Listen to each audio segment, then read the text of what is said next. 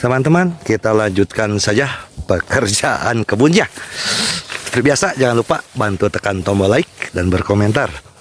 Lanjut. Bab 2809 sampai bab 2810. Mengetahui bahwa Ye Chen akan datang untuk makan malam, keluarga An sama bahagianya seperti sedang merayakan tahun baru. Wanita tua itu meminta bantuan anak-anaknya untuk membersihkan meja makan dan mengatur hidangan dingin yang dikirim atas pesanan Hongwu. Orang tua itu terus bergumam, hari ini adalah hari yang baik, saat Chener datang, saya akan minum sedikit. Seorang Youyu di samping berkata dengan cepat, ayah, kamu baru saja pulih sedikit, jadi kamu harus berhenti minum. Itu hanya lelucon, lelaki tua itu berkata tanpa berpikir. Bukankah tujuan memulihkan tubuhmu hanya untuk hari ini? Bagaimana kamu bisa masuk akal tanpa minum pada hari besar yang begitu penting? Wanita tua itu tersenyum dan berkata, hei, jika ayahmu ingin minum, biarkan saja dia minum. Setelah 20 tahun menunggu, akhirnya dia mendapatkan cucunya kembali. Apalagi dia, bahkan aku ingin minum 2 minuman. Seorang Chongqiu berkata dengan cepat, Bu. Mengapa Anda tidak meminta Tuan Hong membantu menyiapkan 2 botol anggur merah, dan Anda serta Anda dapat meminumnya nanti? Wanita tua itu tersenyum dan berkata, oke, kalau begitu kami dan saya akan minum anggur merah, dan kalian berdua akan menemani ayahmu dan Chener minum anggur putih. Baik, seorang Chongqiu mengangguk dan setuju. Wanita tua itu berkata kepada Li Yalin lagi, Yalin, apakah kamu ingin minum juga? Kamu harus minum, Li Yalin berseru. Bibi, Tuan Ye adalah penyelamatku. Hari ini dia akhirnya akan kembali dengan identitas aslinya untuk bersatu kembali dengan keluargamu. Di hari yang bahagia ini, aku harus minum lebih banyak. Wanita tua itu berulang kali menyetujuinya. Mengira cucunya akan segera datang, dia sudah tersenyum lebar. Beberapa orang baru saja membantu wanita tua itu meletakkan piring dingin ketika mereka mendengar Hongwu di pintu tiba-tiba berteriak, Tuan Ye ada di sini. Ketika keluargaan mendengar ini, mereka menjadi lebih bersemangat. Orang tua itu berseru, ayo pergi dan sapa Chener bersama-sama. Anggota keluargaan lainnya dan Li Yalin mengikuti An Qishan dan berjalan keluar dengan cepat tanpa ragu atau jeda. Saat ini, Ye Chen sudah sampai di depan pintu villa dengan BMW seri 5 yang disingkirkan dan dilimpahkan ayah mertuanya kepadanya. Begitu mobil berhenti di halaman, keluargaan keluar bersama di bawah pimpinan Pak An. Ye Chen belum keluar dari mobil, tetapi ketika dia melihat kakek nenek dan keluarganya di dalam mobil, dia merasa sedikit gugup. Keluargaan juga parkir dengan tepat sekitar 2 meter di depan mobil Ye Chen sambil tersenyum menunggu Ye Chen keluar dari mobil. Ye Chen menarik napas dalam-dalam, menyesuaikan kondisi mentalnya, lalu membuka pintu dan keluar dari mobil. Begitu dia turun dari mobil, Nyonya An tidak bisa menahan emosinya. Dia melangkah maju dengan mata merah, meraih tangan Ye Chen, dan tersedak oleh isak tangis, Chener, nenek telah menantikanmu 20 tahun. Dan dia akhirnya menerimamu di sini. Ye Chen juga menghela nafas dalam hatinya. Pada saat ini, tidak peduli berapa banyak keluhan yang dia miliki di masa lalu, dia dilemahkan oleh perasaan reuni keluarga. Perasaan darah yang lebih kental dari air membuatnya merasa sedikit malu. Jadi dia berkata dengan sangat meminta maaf, maafkan aku, nenek, karena membuatmu menungguku begitu lama. Nyonya An menggelengkan kepalanya berulang kali dan berkata sambil menitikkan air mata. Tidak perlu minta maaf, kamu tidak minta maaf nenek, kakek dan neneklah yang kasihan padamu. Tuan An di samping mau tak mau membasahi matanya dengan air mata, dan bergumam ke samping.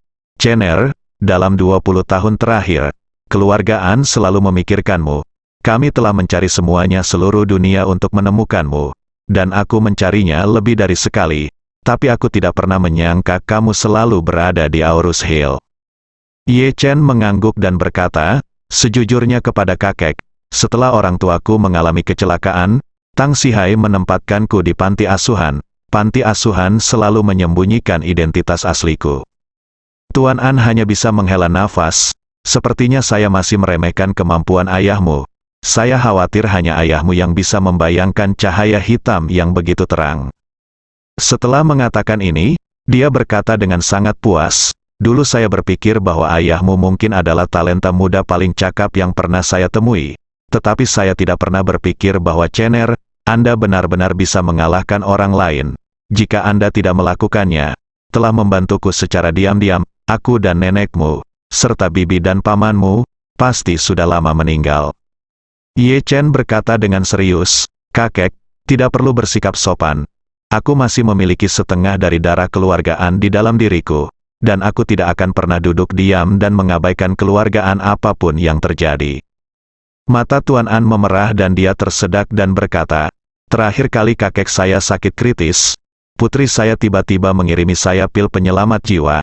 Saya pikir Anda meminta saya untuk mengirimkan pil itu kepada Anda, Chener, benar?" Ye Chen mengangguk dan berkata, "Ketika saya mendengar bahwa kakek saya sakit parah, dan tidak nyaman bagi saya untuk maju ke depan, saya meminta putri saya untuk bergegas membawa obat mujarab. Untungnya, dia tiba tepat waktu." "Hei," Tuan An menghela nafas, mengulurkan 3 jari, dan berkata dengan suara gemetar, "Chener, menghitung waktu itu, kakek berhutang padamu 3 nyawa, 3. Ye Chen tersenyum dan berkata, "Kakek, ini hanya sepotong kue untukku, kamu tidak perlu mengingatnya." "Bagaimana itu bisa dilakukan?" Tuan An berseru. "Chener, kamu adalah penyelamat seluruh keluargaan, dan keluargaan pasti akan melakukan apa saja untuk membalas budi kamu." Ye Chen melambaikan tangannya dan berkata sambil tersenyum, "Kakek, terlalu tidak masuk akal bagimu untuk mengatakan itu." Wanita tua di samping berkata dengan cepat, "Kisan, Chener baru saja tiba. Mari kita bicarakan hal ini nanti." Karena itu, tanpa menunggu lelaki tua itu berbicara, dia segera bertanya kepadanya, "Chener, karena kamu sudah mengenali Nanan, kenapa kamu tidak membawanya bersamamu? Nenek sangat menyukainya." Ye Chen berkata, "Putriku masih dalam tur konser di Amerika Serikat. Dia harus kembali ke Tiongkok dalam beberapa hari. Lalu aku akan membawanya menemuimu dan kakek."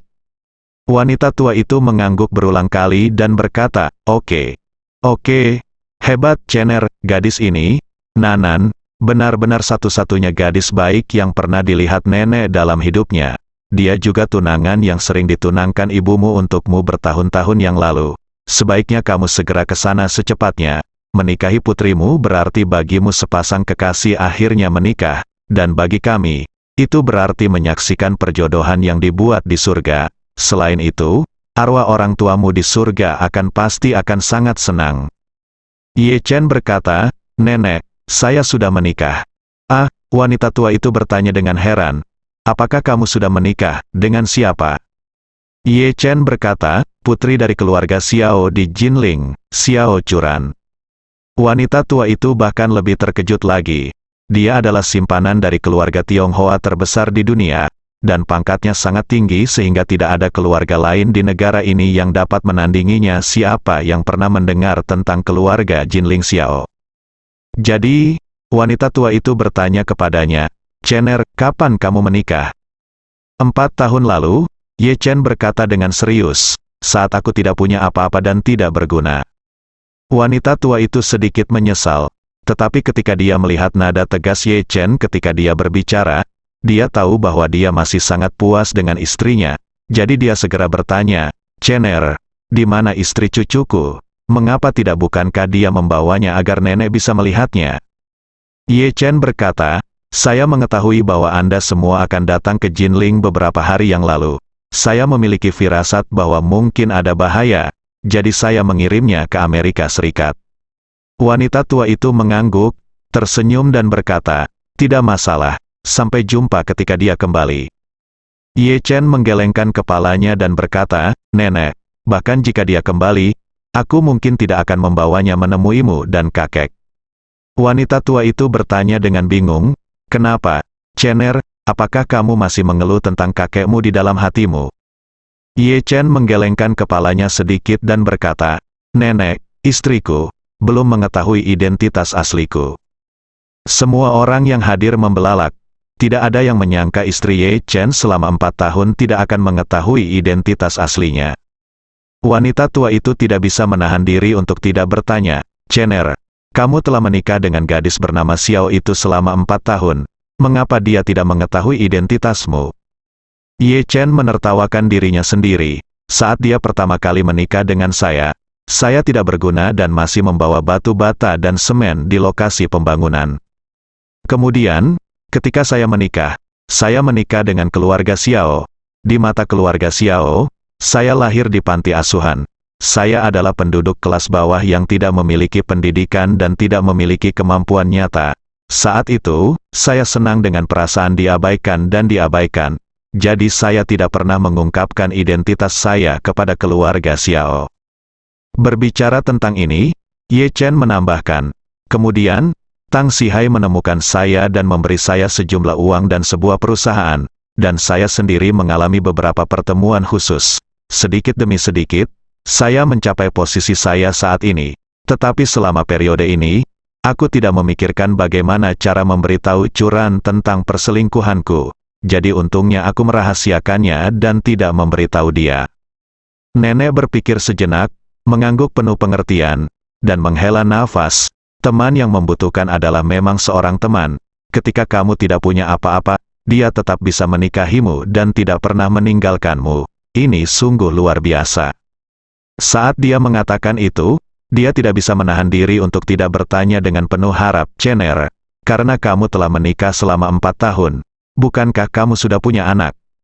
Semua orang memandang Ye Chen dengan penuh harap, berharap mendengar kabar baik darinya.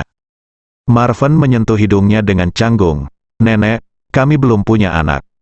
Semua orang sedikit terkejut dan sedikit kecewa di saat yang bersamaan. Orang tua An Qishan dengan cepat mengganti topik pembicaraan dan berkata kepada Ye Chen, ngomong-ngomong, Cener, kakek akan memperkenalkanmu kepada ketiga paman dan bibimu. Aku sudah bertahun-tahun tidak bertemu mereka. Mereka telah mengubah banyak. Saya khawatir Anda tidak akan mengenalinya. An Qishan memulai dengan An Chongqiu dan memperkenalkan, Cener, ini pamanmu. Kalian berdua seharusnya sudah berhubungan beberapa waktu yang lalu. Ye Chen mengangguk dan berkata dengan tenang, paman saya datang ke Jinling untuk berpartisipasi dalam lelang pil peremajaan. Saat itu, saya sedang menonton pemantauan real-time dari belakang. Seorang Chongqiu tertawa 2 kali dan berkata, saya kira Andalah yang mengusir saya. Benar saja, saya tidak menuduh Anda dengan tidak adil. Ye Chen tersenyum dan berkata dengan serius, Paman, ada undang-undang negara bagian dan peraturan keluarga. Aturan pertama lelang pil peremajaan adalah tidak ada yang boleh mengambil pil peremajaan. Paman saya benar-benar sedikit cemas hari itu. Menurut saya keponakan, tolong jangan salahkan saya jika Anda melakukan hal-hal sesuai dengan peraturan. Seorang Chongqiu berkata dengan cepat, saya tidak punya niat untuk mengumpulkan pasukan untuk menyelidiki. Saya memang melanggar aturan pelelangan pada saat itu, dan saya pantas dikeluarkan. Setelah mengatakan itu, An Chongqiu bertanya dengan rasa ingin tahu, Cener, mengenai pelelangan, saya hanya memiliki satu pertanyaan yang membuat saya penasaran. Saya ingin tahu apakah Anda dapat memberitahu saya tentang hal itu. Ye Chen mengangguk, maaf, Paman, seorang Chongqiu bertanya, tahukah Anda identitas saya saat itu? Saya tidak tahu. Ye Chen berkata dengan jujur, Paman saya menggunakan nama Huo Yuan Zeng pada waktu itu. Saya tidak terlalu ragu. Orang tua dari keluarga Fei, Fei Jianzong, yang memberitahu saya identitasmu. Seorang Chongqiu mengangguk sedikit dan bergumam, begitu. Berbicara tentang ini, dia tiba-tiba memikirkan perubahan sebelumnya dalam keluarga Fei, dan tidak bisa menahan diri untuk tidak bertanya, Cener, mungkinkah perubahan sebelumnya dalam keluarga Fei disebabkan olehmu?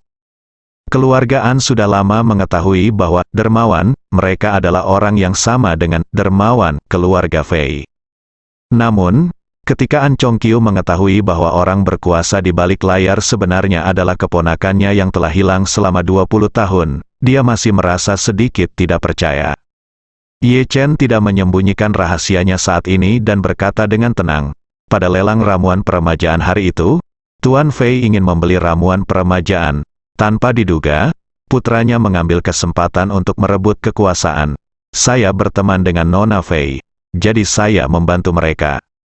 Seorang Chongqiu mengangguk sedikit dan menghela nafas. Sungguh tidak terduga. Keponakan saya memiliki kemampuan yang luar biasa. dia benar-benar bukan sesuatu yang dapat ditemukan di kolam. Li Yalin yang selama ini diam berkata, "Chongqiu, jangan lupa, bahkan nyawaku diselamatkan oleh Tuan Ye." "Iya, ya." Seorang Chongqiu kembali sadar dan berkata, "Sungguh menakjubkan. Saya biasa mendengar saudara ipar saya membicarakan hal-hal aneh ini dengan nada meremehkan. Saya selalu berpikir bahwa dia adalah seorang sarjana dan orang baik di bidang keuangan. Seorang pemuda berbakat yang tidak melakukan apa-apa setiap hari untuk mempelajari beberapa kultivasi, warisan, dan takdir sama sekali tidak melakukan pekerjaannya dengan benar. Sekarang sepertinya dia sudah melihat rahasianya. Tidak heran dia sangat bertekad." Ye Chen mau tidak mau bertanya, "Paman, apakah kamu mengatakan bahwa ayahku telah mempelajari warisan kultivasi dan takdir?" "Iya." Seorang Chongqiu mengangguk dan berkata, "Ketika ayahmu dan ibumu berada di Amerika Serikat, mereka mulai mempelajari hal-hal ini. Saya tidak mempercayainya pada saat itu. Saya selalu merasa bahwa apa yang mereka pelajari serupa dengan Qigong masa lalu, tidak buruk sama sekali." Ye Chen buru-buru bertanya, "Paman, bisakah kamu ceritakan secara detail apa yang terjadi? Apa kesempatan ayahku untuk mulai mempelajari hal-hal ini?" Seorang Chongqiu berpikir sejenak dan berkata, "Ceritanya panjang. Sejujurnya, saya mengagumi ayahmu ketika dia berada di Amerika Serikat. Saya baru saja lulus kuliah saat itu, dan saya belajar sesuatu yang berguna darinya setiap hari. Pengetahuan, ayahmu sangat berpengetahuan. Selain konten terkait manajemen keuangan, dia juga suka mempelajari beberapa barang antik dan dokumen kuno. Saat itu, dia sering memperhatikan pasar barang antik dan pasar lelang di Amerika Serikat.